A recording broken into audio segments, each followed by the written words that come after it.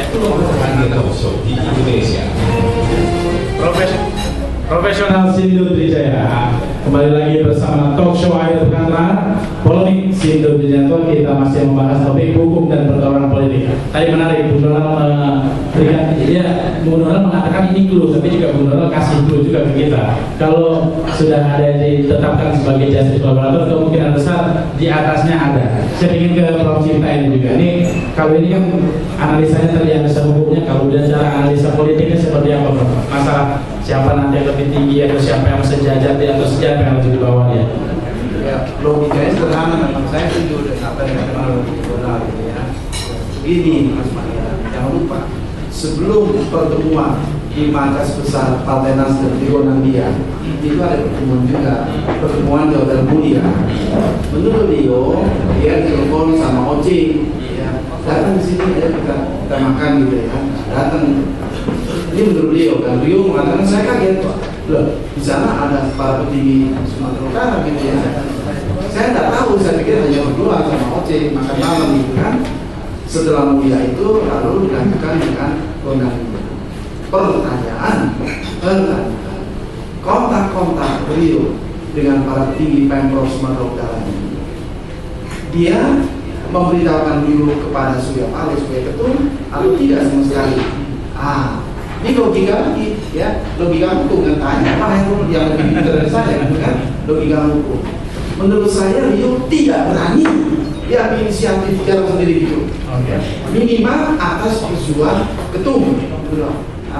Jadi memang tidak salah KPK sudah panggil Pak Ketum gitu kan, minta keterangan gitu kan. Memang harus, kalau enggak KPK ini pancing gitu kan. Kita tidak takut kan, ini kan dalam hukum gitu kan. Siapapun sama dengan di depan hukum gitu kan. Cuma kita kan jangan terlalu terburu-buru, nggak berlompat gitu ya, nggak berlompat.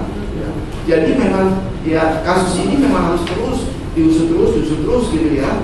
Tadi kata teman kita dari PAN ini apa sanggup ini ya? Ini menyangkut sekian puluh kabupaten wali kota. Harus diteruskan menurut saya. Di sini menunjukkan bahwa bansos ini memang hampir di mana-mana kemungkinannya. Dulu kan Geger Banten, sekarang Geger Medan gitu kan. Jadi bansos ini memang jadi dibacakan semua. Makanya saya mengatakan bubarkan bansos itulah. Ini baru ketahuan nih. Yang belum ketahuan banyak upaya. Soal bansos itu ada yang menarik, Prof. Iya. Ini kan logikanya ditangani oleh Kejaksaan Tinggi Sumatera Utara. Iya. Dan itu meliputi beberapa belasan kabupaten kota di Sumatera Utara. Betul. Kalau itu ditarik ke Kejaksaan Agung, bisa dibayangkan betapa sulitnya para penyidik-penyidik desa untuk datang lagi ke Medan dari Jakarta melakukan verifikasi. Kan aneh sebenarnya yang ini ditarik. Pertanyaannya kenapa tidak Kejaksaan Agung? Kenapa? Ya karena Jaksa Agung ini siapa? Jadi memang saya sudah ngomong di ranah publik, sudahlah Presiden Jokowi, semua pemimpin aparat penegak hukum tidak boleh dari partai politik, tidak boleh gitu loh. Nah, jadi ini kelanjutannya ada kemungkinan. Ini kan polisi apa kabinet nanti masukkan ujungnya ke sana. Masih. Kan saya udah bilang kan potong kuping saya kalau Pak nggak masuk gitu kan. Ini ada kaitan. Kaitan ya. Sedikit lah ada bocoran itu lah. Jangan satu sampai juga. Kemudian diganti.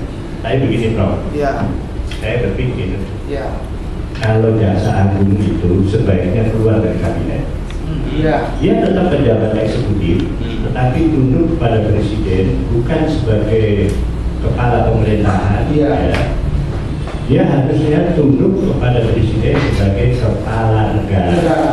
Ya, seperti yang ini Pak, betul Pak ya. Iya. Jadi independen Jaksa Agung, independen gitu. Jadi nggak usah ikut. Dia mungkin sekali-sekali ikut rapat kabinet ya, oke lah. Tapi dia tidak tunduk kepada presiden sebagai kepala pemerintahan, dan dia tidak bisa. Sekarang begini, Jaksa Agung itu adalah penuntut umum tertinggi ya di seluruh negara begitu. Tapi kenyataannya sekarang di bawah Menko Polhukam. Jadi Menko Polhukam bisa memerintah Jaksa Agung. Sekalipun nggak pernah terjadi ya. Jadi makin kendala di posisinya Pak. Makin kendala di Jaksa Agung. Itu seperti di bawah Menko Polhukam. Bukan cuma di bawah presiden.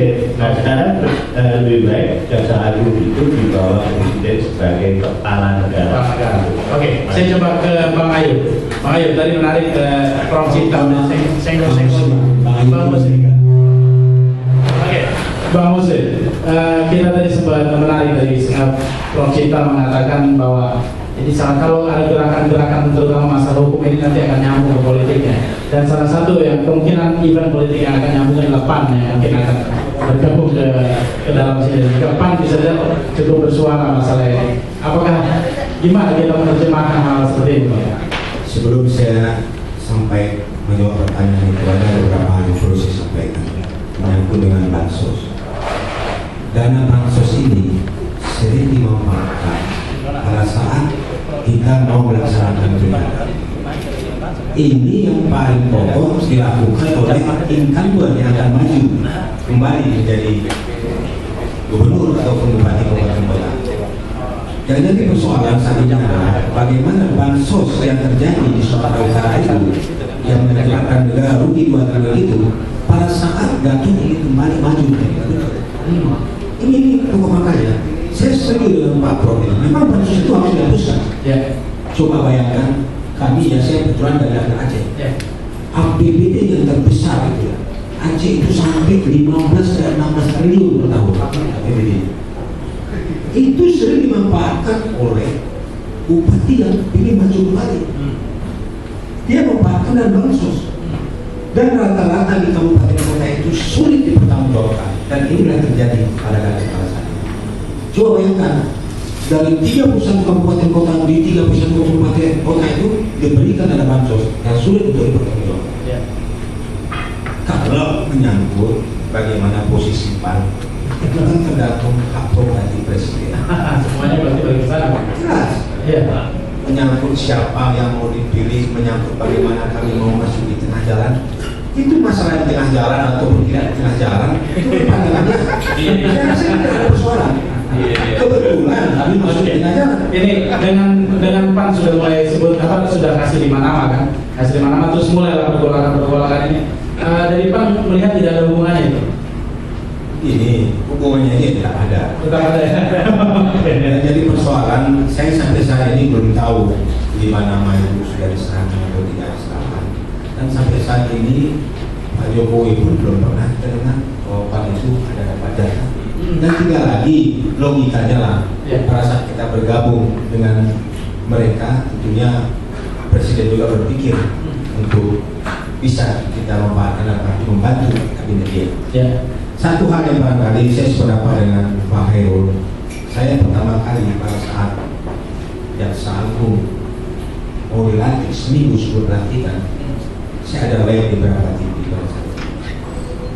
Memang siogianya memang Jaksa Agung ini harus menjadi profesional. Ya. Kalau mau penegakan hukum ini baik di Indonesia, kita sarankan kepada Presiden ke depan kita ambil betul-betul orang-orang yang profesional, orang yang karir, yang betul-betul tidak ada terlibat dalam proses politik. Saya yakin walaupun selama ini ada misalkan Jaksa Agung itu dari partai politik, ini barangkali dalam posisi partai politik ini yang itulah apa yang disampaikan oleh rekan kita dari JWD, ada indikasi bisa mengulangi ke situ. Bagaimana kita lihat dari kasus Nasdem sendiri, padahal Bang Rio itu pada saat diberikan oleh orang yang alibi dan sebesar 200 juta, kalau dia mengembalikan pada saat itu sudah jelas di Undang-Undang nomor 20 tahun 2002 pada pasal 17 ayat 1 itu kan menyangkut dengan gratifikasi. Ini sudah sebulan beliau tidak mengembalikan. Jadi saya melihat memang jaksa KPK tetap menaikkan dengan Undang-Undang nomor 31 tahun 99 dan 21 tahun 2002 mengenai pembaruan itu. Tapi saya melihat dalam proses ini KPK memang harus jeli untuk menyikapi ini supaya jangan ada terjadi istilahnya kembali melakukan hal-hal yang dalam arti ya berapa kali jaksa juga KPK juga dikalahkan dengan persoalan-persoalan hukum juga berulang jadi tidak terjadi. Tapi tadi saya masih penasaran tadi abang bilang ada PAN kasih 5 nama gejolak, mulai ada gejolak semacam abang bilang ada hubungannya seperti apa? Maksudnya saya katakan ada hubungannya dalam arti bagaimana PAN itu bergabung dengan pemerintahan, ya tentu ada hubungannya. Itu maksud saya ada hubungannya. Harus kasih ruang gitu ya. Harus kasih ruang dong. Bagaimana kita mau berbuat? Memang kalaupun kita tidak bergabung, kita harus berbuat bagaimanapun kita lebih baik. Tapi apabila kita bergabung, rasanya kita lebih sangat berbuat lagi untuk proses pemerintahan ini. Oke, Profesor Sindowijaya, kita akan lihat bagaimana hubungan antara gerakan politik ini dan juga gerakan hukum setelah jeda berikut ini.